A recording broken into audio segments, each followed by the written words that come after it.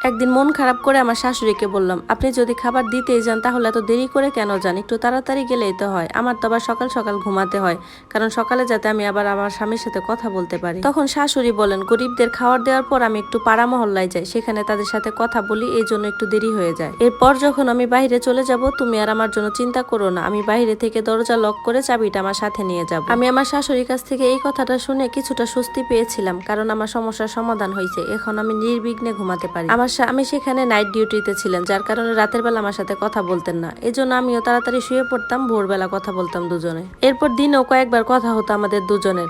আমি ভাবছিলাম আমার শাশুড়ি হয়তো বা বাড়িতে একা একা থেকে বিরক্ত হয়ে যান, যার কারণে পাড়ায় পাড়ায় গিয়ে মহিলাদের সাথে গল্প করেন। তবে উনি যে বাহিরে গিয়ে কথা বলতো মানুষের সাথে, এটা নিয়ে আমার কোনো মাথা ব্যথাই ছিল না, কারণ আমি উনার কোনো ব্যাপারে হস্তক্ষেপ করতাম না, আর এটা আমি পছন্দও করতাম না। এখন আমি নিজেকে অনেক অনেক ভাগ্যবান মনে করতেছিলাম, কারণ আমি এমনই একজন শাশুড়ি পেয়েছি যিনি কিনা আমাকে কোনো কিছুই বলেন না, বা আমার ব্যাপারে ওনার কোনো হস্তক্ষেপই নেই। বিয়ের আগে তো সবাই শাশুড়িদের নামে এমন এমন রূপ তৈরি করছিল, আমি তো পুরাই ভয় পেয়ে গেছিলাম যে শাশুড়িরা মনে হয় সত্যি এরকম হয়। আমি তো ভাবতাম আল্লাহ জানে আমার কপালটা না কেমন হবে। এভাবে আমাদের দিন চলে যাচ্ছিল, কিন্তু হঠাৎ একদিন খবর পেলাম। খবরটা শুনে আমার পায়ের নিচের মাটি চলে গেল। আমি যে শাশুড়িকে এত ভালোবেসেছিলাম, মুহূর্তের মধ্যেই তার জন্য ঘৃণা জন্ম নিল আমার মনে। আসলে আমি জানতাম না যে আমার নির্বোধ চেহারার শাশুড়ি ভিতর থেকে এতটা নিষ্ঠুর হবে। আমি ভেবেছিলাম যে সে এতটাই নিষ্পাপ, যে সে এমন একজন মহিলা যে সম্পূর্ণ পাপ থেকে অজ্ঞাত ছিল। আমি জানতাম না যে সে একটা ভালো মানুষের মুখোশ দিয়ে নিজেকে ঢেকে রাখছে, কিন্তু এটাই বাস্তবতা। তিনি অনেক ভীতুজনক ছিলেন, কিন্তু এত কিছু কিভাবে হলো আমি তো নিজেকে এটা বিশ্বাসই করাতে পারছি না। এই সব কিছু জানতে পেরে আমি খুব দুশ্চিন্তায় পড়েছিলাম, আর ভেবেছিলাম যে এই সব কিছু আমার স্বামীকে জানানো উচিত। আর কথাটাও এমন ছিল যে এটা আমি অন্য কাউকে চাইলেও বলতে পারতাম না।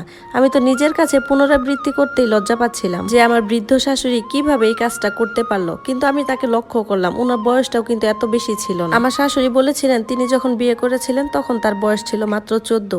এটা তো অবাক হওয়ার কিছু ছিল না। আগেকার সময়ে এই বয়সটাতেই মেয়েদের বিয়ে দেওয়া হতো।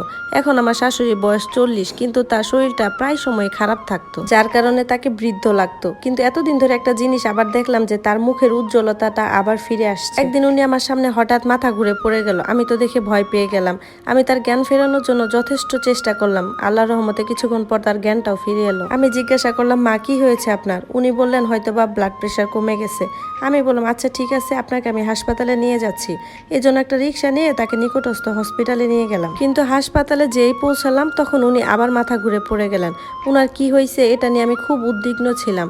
তাছাড়া হয়তো বা ব্লাড প্রেশার কমে গেছে, আর তো ওই সময়টাতে গরমও ছিল অনেক। ডাক্তার দেখে বলছে ওনার কিছু পরীক্ষা নিরীক্ষা করাতে হবে, যার কারণে ওনাকে একটা ইনজেকশনও করা হয় আর রক্ত নেওয়া হয় পরীক্ষার জন্য। এরপর আমরা বাসায় চলে এলাম, কিন্তু পরের দিন যখন আমি রিপোর্ট নিতে গেলাম তখন ডাক্তারের কথা শুনে আমার পায়ের নিচে মাটি সরে গেল। এসব কি বলতেছে উনি? আমি আমার শাশুড়িকে কিচ্ছু বলিনি, আর বদনাম হওয়ার ভয়ে আমি আমার শাশুড়ির রিপোর্টটাও লুকিয়ে রেখেছিলাম।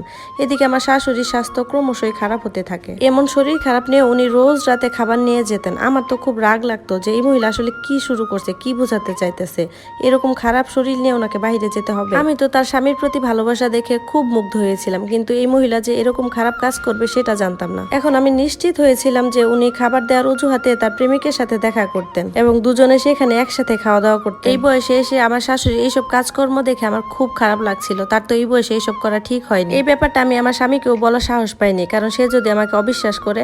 এই জন্য ভাবলাম আমি হাতে নাতে সব প্রমাণ জোগাড় করেই তার সাথে কথা বলবো। আমি আমার শাশুড়ির পিছু নিব বলে ঠিক করি। ভেবেছিলাম আজ রাতে উনি যখন খাবার নিয়ে বের হবে তখনই আমি তার পিছে পিছে বের হব। কিন্তু আমার তো তখন মনে হলো যে উনি তালা চাবি নিয়ে বাইরে থেকে তালা লাগিয়ে দিতেন। এজন্য এর পরের দিন আমি তাকে বললাম যে মা, আপনি তো আমাকে একা রেখে যান, ঘরে যদি কোনো দুর্ঘটনা ঘটে আমি তো ঘর থেকে বের হতে পারবো না, আপনি এখন থেকে আর তালা দিয়ে যাবেন। এই কথা শুনে আমার শাশুড়ির মুখের রংটা ম্লান হয়ে গেছিল। আমার মনে হলো যে আমি যা বলেছি ওনার পছন্দ হয়নি। এর পরের দিন আমার শাশুড়ি যখন বের হলো তখন আমিও তার পিছে পিছে বের হলাম। সেদিন আমি একটা পুরনো চাদর পরেছিলাম, কারণ আমার চাদরগুলো আমার শাশুড়ি চিনতো। উনি যদি আমাকে বুঝতে পারে যে আমি তাকে অনুসরণ করছি, যার কারণে আমার বিয়ের আগে একটা চাদর ছিল, ওটা গায়ে দিয়ে আমি তার পিছু নিলাম। তখন রাত 9টা বাজে। এলাকাটা জনশূন্য ছিল, কারণ গ্রামের মানুষজন তাড়াতাড়ি ঘুমিয়ে পড়ে। আমি আমার শাশুড়িকে এমনভাবে তাড়া করছিলাম যাতে ওনার মনে যেত সন্দেহ না লাগে যে তার পিছনে কেউ আছে। আমি ভাবছিলাম যে একজন অসুস্থ মানুষ কিভাবে এত দূর আসতে পারে। এরপর দেখা গেল উনি একটা অনেক পুরনো বাড়িতে প্রবেশ করলেন। আমি তো ভাবছিলাম উনি হয়তো বা ঘরে ঢুকে ঘরের দরজাটা বন্ধ করে দিবেন। আমি যখন কাছে গিয়ে দেখলাম তখন দেখলাম দরজায় কোনো লক নেই। বাড়িটি এত পুরনো ছিল যে এর দেয়ালগুলো এর সাক্ষী ছিল। আমি যখন ঘরে উকি দিলাম দেখলাম আমার শাশুড়ি আর একটা লোক দুজনেই বসে আছে। শুধু বসে নেই, আমার শাশুড়ি তাকে হাত দিয়ে ভাত মেখে খাইয়েও দিচ্ছে। তারা খুশিও ছিল। এসব দেখে আমি খুব অবাক হয়ে গেলাম। পরে ভাবলাম আমার শাশুড়ির এই বুঝি এতিমদের খাওয়ানো, তাই না? যেখানে উনি একজন অপরিচিত লোকের বাসায় এসে ওনাকে আবার খাওয়াচ্ছে। আমি এতটাই বোকা ছিলাম যে আমার শাশুড়িকে আমি কখনো সন্দেহ করিনি, উল্টো আমি তাকে অনেক ভালো মানুষ হিসেবে বিবেচনা করেছি, যিনি তার স্বামীর প্রতি অনুগত ছিলেন এবং রাস্তায় বেরিয়ে এসে দরিদ্রদের খাবার দিতেন তার স্বামীর পুণ্যের জন্য। তবে এখানে শুধু খাওয়ানো ছিল না, অচেনা কোনো ব্যক্তির সাথে পরিচয় ছিল। বিষয়টা অনেক দূর এগিয়ে গেছে। আমার শাশুড়ি গর্ভবতী ছিলেন। তখন আমি নিশ্চিত হলাম যে এই সেই ব্যক্তি যার সাথে আমার শাশুড়ির অবৈধ সম্পর্ক ছিল, যাকে খাবার দেওয়ার জন্য আমার শাশুড়ি প্রতিদিন বাহিরে চলে আসতেন। প্রথমে আমি সেখানে গিয়ে দুজনকে খারাপ কথা বলতে চাইছিলাম, তারপর ভাবলাম ওরা আবার আমার কোনো ক্ষতি করবে না তো, আর আমি তো লোকটাকে চিনিও না।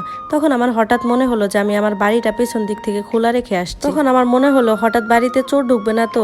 চোরের কথা মনে হওয়াতেই আমি বাড়িতে চলে এলাম, কারণ সেখানে আমার কিছু মূল্যবান গহনা আর জিনিসপত্র ছিল। আমি চিন্তা করে পাগল হয়ে যাচ্ছিলাম। এরপর আমি মনে মনে ভাবলাম আমার শাশুড়ি যখন বাড়ি আসবে তখন আমি যা ইচ্ছা তাই বলবো, কারণ এখানে যেহেতু লোকটা ছিল ওদের সামনে তো আমি তাকে কিছু বলতে পারতাম না। আমার শাশুড়ি যখন বাড়ি ফিরলেন আমাকে জেগে থাকতে দেখে কিছুটা হতবাক হয়েছেন এবং আমাকে বললেন, তুমি কি এখনো ঘুমাওনি? আমিও রেগে গিয়ে বললাম, যে মহিলা শাশুড়ি এত খারাপ হতে পারে সেই মহিলা কি করে ঘুমাবে? তখন আমার শাশুড়ি বিস্মিত হয়ে আমার দিকে তাকালেন। আমি তখন বললাম, আপনি একদম আমার দিকে এইভাবে তাকাবেন না। আপনি খাবার দেওয়ার অজুহাতে প্রতিদিন কার সাথে দেখা করতে যান, আর আপনার পেটের সন্তান যেটা আছে সেটা কার সন্তান, সেসব ব্যাপারে কিন্তু আমি সব জেনে গেছি। আমার শাশুড়ি আমাকে বললেন, এসব কি বলছো তুমি? তখন আমি তার মেডিকেল রিপোর্টটা তার মুখের দিকে ছুড়ে দিয়ে বললাম, আমি প্রমাণ ছাড়া কোনো কথা বলি না। এই নেন আপনার রিপোর্ট, এই দেখেন আপনি গর্ভবতী, আর এখন আমি এটাই দেখতে চাই যে আপনি কার পাপ পেটে নিয়ে ঘুরতেছেন। আমার শাশুড়ি পরে রিপোর্টটা পুরোটাই পড়লেন। শাশুড়ি বললেন, রিপোর্টে ভুল আসছে। তখন আমি বললাম, রিপোর্টে ভুল আসছে ঠিক আছে, কিন্তু আপনি প্রতিদিন কার সাথে কথা বলেন? স্বামীর কথা বলে অন্য লোকের সাথে কথা বলতে লজ্জা করেন আপনার? আপনি কিভাবে এই কাজটা করতে পারলেন? এতে তো আমার শ্বশুর আপনার ছেলে দুজনেরই মান সম্মান জড়িত আছে। আমার শ্বশুর যদি বেঁচে থাকতো তাহলে না সমাজ জিনিসটা মানতো, কিন্তু এই জিনিসটা কিভাবে মানবো আমরা? আমার যত ক্ষোভ আর আক্রোশ আমি সব আমার শাশুড়ির উপর ঝাড়লাম। তখন তিনি বললেন, তুমি ভুল বুঝতেছো বৌমা। আমি যেখানে ওই লোকটির সাথে দেখা করতে যাই সে আমার ভাই। তাকে কেউ ডাকাতের মিথ্যা মামলায় জড়ায়, সেই কারণে সে পুলিশের কাছ থেকে বাঁচার জন্য এই বাড়িতে লুকিয়ে থাকে, আর প্রতিদিন আমি তাকে খাবার দিতে যাই। আমি বাধ্য হয়ে তোমাকে মিথ্যা কথা বলছি বৌমা। তখন আমি বললাম, কেন বললেন? আর আমি এতটাই মূর্খ নয় যে আমি বুঝতে পারবো না যে আপনাদের দুজনের মধ্যে আসলে কি সম্পর্ক। ওই মুহূর্তে আমার ফোনটা বেজে উঠলো। আমি ফোনটা কানে তুলতেই যে কথাটা শুনলাম আমার মাথায় আকাশ ভেঙে পড়লো। আমি অবাক হয়ে আমার শাশুড়ির দিকে তাকালাম আর ফোনটা কান থেকে সরিয়ে নিলাম। আমার শাশুড়ি বললেন, কে ফোন করছে? কি হয়েছে? তুমি এতটা বিচলিত কেন? আমার ছেলে ঠিক আছে তো? আমি এরপর ওইখান থেকে আমার রুমে চলে যাই। আমি ঘরের দরজাটা বন্ধ করে নিজেই কাঁদতে শুরু করি যে এটা আমি কি করলাম। আমার শাশুড়ি আমাকে বারবার জিজ্ঞাসা করছে, কি হয়েছে, কার ফোন ছিল? কি আর বলবো, ওই ফোনটা ছিল ওই ল্যাব থেকে, যে ল্যাবে আমি আমার শাশুড়ি পরীক্ষা করিয়েছিলাম। ওখান থেকে আমাকে বলা হয়েছে যে রিপোর্ট নাকি উল্টাপাল্টা হয়েছে। তোমার কাছে যে রিপোর্টটা গেছে সেটা একটা নবদম্পতির রিপোর্ট, যার নাম তোমার শাশুড়ির সাথে মিলে গেছে। তোমার শাশুড়ির রিপোর্টটা আমার কাছে আছে, আর এই রিপোর্ট অনুযায়ী তোমার শাশুড়িকে দেখাচ্ছে তার ফুসফুসে ক্যান্সার হয়েছে। এখন আমি আমার শাশুড়িকে কি বলবো যে আমি আমার শাশুড়িকে তার চরিত্রের দিকে আঙ্গুল তুলেছি? তার জীবনে আর মাত্র কয়েকটা দিন বাকি আছে। কোন মুখে আমি আমার শাশুড়িকে এই কথাটা বলবো, আর কোন মুখে আমি তার কাছে ক্ষমাটা চাইবো? অবশেষে আমি দরজাটা খুললাম আর আমার শাশুড়িকে জড়িয়ে ধরে কাঁদতে শুরু করলাম। এরপর তাকে পুরো ঘটনাটা খুলে বললাম। এরপর থেকে আমার শাশুড়ি প্রতিনিয়ত অনেক অসুস্থ হয়ে পড়ে, আর তার চোখে আমার জন্য সবসময় একটা অভিযোগ ছিল। সেই লোকটি আসলে আমার শাশুড়ি ভাই ছিল, যে পুলিশের কাছ থেকে লুকিয়েছিল। একটা ছোট্ট ভুল বোঝাবুঝি সবকিছু ধ্বংস করে দিল। এর কয়েক মাস পর আমার শাশুড়ি পৃথিবী ছেড়ে চলে গেলেন, কারণ তার ক্যান্সার হয়েছিল। কিন্তু আমি নিজেকে কখনোই ক্ষমা করতে পারবো না। আমার তখন উচিত ছিল আমার শাশুড়ি সম্পূর্ণ কথাটা শোনা এবং ল্যাবের লোকজনকে বলা যে আপনাদের রিপোর্টটা হয়তো বা ভুল হয়েছে, কিন্তু তখন আমার চোখ বন্ধ ছিল। আর এখানেই আমি আমার জীবনের সবচেয়ে বড় ভুলটা করছি। এটাই আমার হৃদয়ে সবচেয়ে বড় বোঝা হয়ে যাবে।